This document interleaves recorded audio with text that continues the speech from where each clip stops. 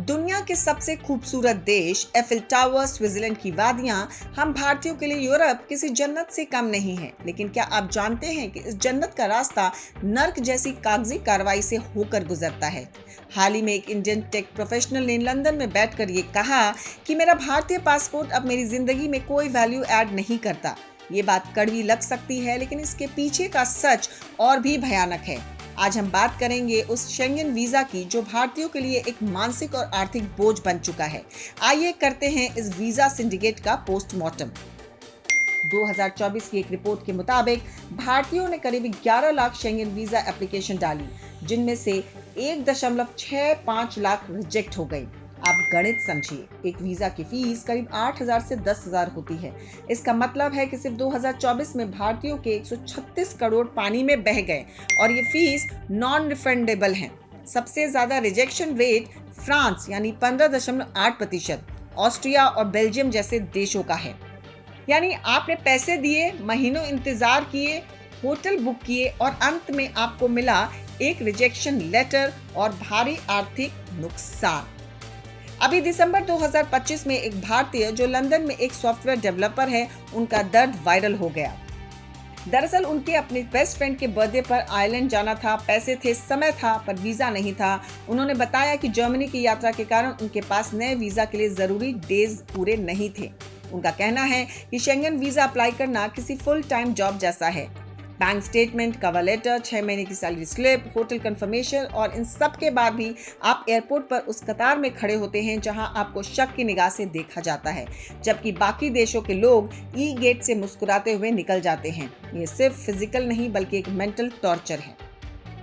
चलिए सबसे पहले शेंगेन वीजा के प्रोसेस को समझते हैं। थोड़ा धैर्य रखिएगा क्योंकि प्रोसेस सुनते सुनते आप थक ना जाओ।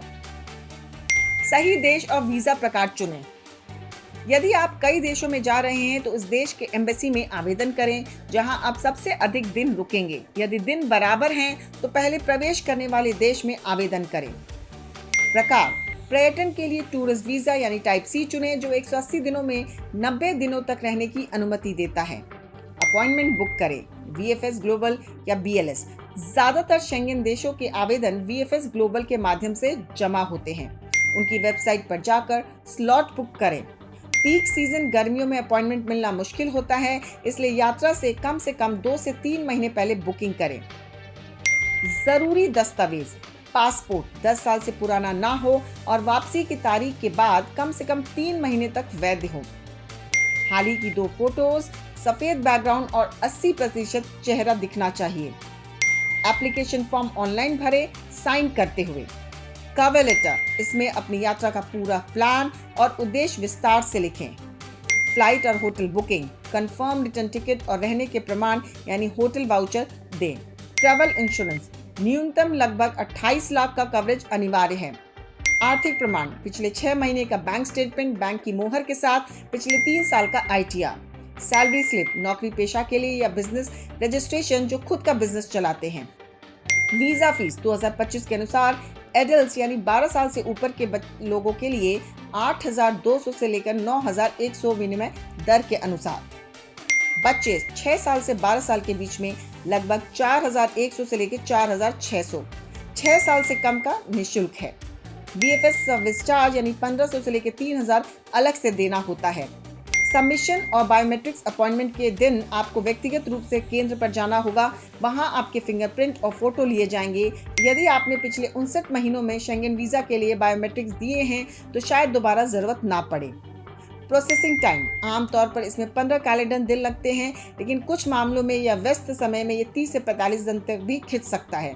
मतलब सोचिए, इतना डॉक्यूमेंट्स का काम प्लस टाइम, मतलब सोच के ही हिम्मत हार जाए इंसान। पर आखिर भारत जैसी उभरती शक्ति के सिटीजन्स के साथ ऐसा क्यों?